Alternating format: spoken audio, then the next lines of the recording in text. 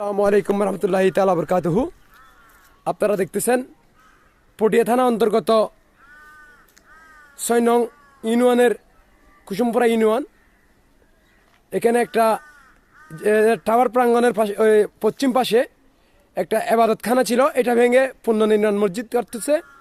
এই মসজিদের ইমাম সাহেব, এর আগে আমার ফেসবুকে আপনারা পেয়েছেন, ফুরকানিয়া যখন পড়াশোনা করতেছিল কী পরিস্থিতি ছিল আপনাদেরকে জানিয়েছিলাম। এখন নির্মাণ কাজ চলতেছে।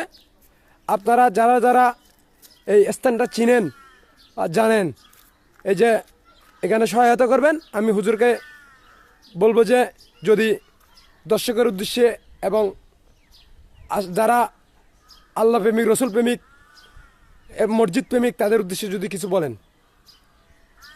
আমি আল্লাহ করার জন্য যা যদি ইচ্ছা হয়, যে যার দয়া লাগে মসজিদের জন্য আল্লাহর করার জন্য দান করবে তারে।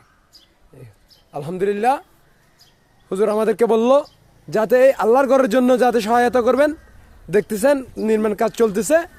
তাহলে এই যে আল্লাহর ঘরটা মসজিদ আল্লাহ কাল হাসরের ময়দানে আপনার জন্য নাজাতের উসিলা হবে, সৎকে জারি হিসাবে জারি থাকবে।